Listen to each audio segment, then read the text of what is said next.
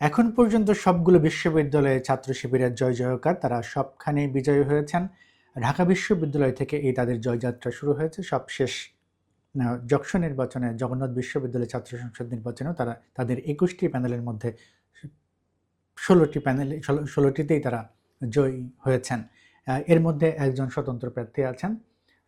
এই ছাত্র শিবির সমর্থিত অদম্য জমিয়ান ঐক্য প্যানেল থেকে তারা নির্বাচন করেছে। এই নির্বাচনে তাদের নিরঙ্কুশ জয় এনে দিয়েছে। আর ছাত্রদল সমর্থিত ঐক্যবদ্ধ নির্ভীক জমিয়ান থেকে তারা 5টি পদে জয় হয়েছেন। এখানে গুরুত্বপূর্ণ পদগুলো সবগুলোই ছাত্র শিবিরের ভাণ্ডারে গেছে। সেখানে দেখা যাচ্ছে যে সহসভাপতি অর্থাৎ ভিপি পদে শিবির সমর্থিত প্যানেলের মোহাম্মদ রিয়াজুল ইসলাম পেয়েছেন 5,558 ভোট। আর তার নিকটতম প্রতিদ্বন্দ্বী ছাত্রদল সমর্থিত ঐক্যবদ্ধ নির্ভীক জবিয়ান প্যানেলের AKM রাকিব পেয়েছেন 4,688 ভোট।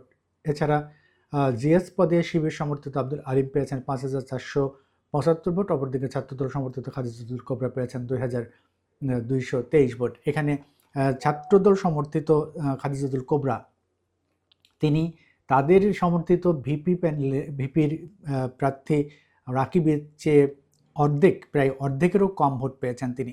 এখানে একই দলের সমর্থিত প্যানেল থেকে নির্বাচন করে জিএস কেন এত ভোট কম পেলেন, এটি প্রার্থী নারী হিসাবে কি বিবেচিত হয়েছে নাকি অন্য কোনো ব্যাপার ছিল, অন্য কোনো প্রার্থীকে প্রত্যাশা করেছিলেন তাদের দলের সমর্থকরা?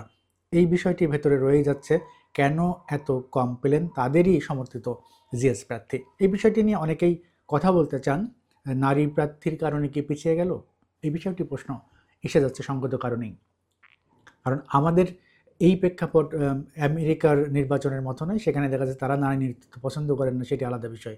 কিন্তু ছাত্র দলের ক্ষেত্রে এই বিষয়টি একেবারেই এটির সাথে যায় না, কারণ তাদের দলীয় প্রধানও ছিলেন নারী। এই কারণে তাদের এই ভোটের ব্যবধানটা এতটা হওয়া কেউ প্রত্যাশা করেন না।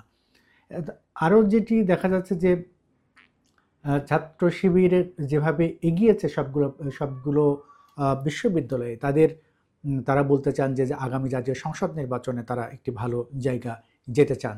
এটি একটি বার্তা হিসেবে তারা দেখতে চান। তবে যারা রাজনীতিবিদ তারা এটিকে শুধুই বলতে চান যে ছাত্র সংসদ নির্বাচন এবং জাতীয় সংসদ নির্বাচন দুটি আলাদা ইমেজের, আলাদা অবস্থান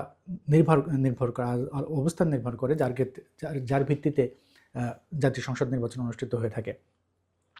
তবে জাতীয় সংসদ নির্বাচনে এর যে কোনো প্রভাব পড়বে না এটিও তারা বলতে চান না। তবে এটুকু তারা নিশ্চিত করতে চান, আগামী জাতীয় সংসদ নির্বাচন যেটি হতে যাচ্ছে সেটি অনেক চ্যালেঞ্জের। সেই চ্যালেঞ্জিং জায়গায় জনগণ সত্যিকার অর্থেই সেই নেতৃত্ব বেছে নেবেন যেখানে গণমানুষের দল হবে, সকল ধর্মবর্ণের সকলের রাষ্ট্র হবে। সেই জায়গাটাকে বিভেদ বৈষম্য ভুলে একটি রাষ্ট্র সুষ্ঠুভাবে চলবে, সেই জায়গায় তারা দেখতে চান। সেখানে কোনো ছাত্র সংগঠন এগিয়ে যাওয়ার সঙ্গে অন্য সেই দলটিরও এগিয়ে যাওয়ার সুযোগ নেই বলে তারা বলতে চান। তবে এই ছাত্র সংসদ নির্বাচনে সবগুলো বিশ্ববিদ্যালয়ের যে শিবিরের জয়রথ ঢাকা বিশ্ববিদ্যালয় থেকে শুরু হয়েছিল, সেটি যশোরে এসেও তাদের জয় জয়কার লক্ষ্য করা গেল। তাদের জনপ্রিয়তার বিষয়টি আগে থেকেই অনেকেই বলছিলেন যে তাদের একটি ক্লিন ইমেজ আছে, তাদের প্রতি সাধারণ ছাত্রছাত্রীদের একটি ভরসার জায়গা আছে। সেই জায়গা থেকে এবং অতীতের ছাত্র রাজনীতির তিক্ত অভিজ্ঞতার কথা তারা স্মরণ করেই হয়তো তাদের প্রতি সমর্থন দিয়েছে। তবে আগামী তাদের এই নেতৃত্বের জায়গাগুলো কতটা মসৃণ থাকে এবং কতটা তাদের সেই সুশৃঙ্খল ছাত্র সংগঠন হিসেবে তারা দাঁড় করাতে পারেন কিংবা ধরে রাখতে পারেন, সেটি এখন দেখার বিষয়।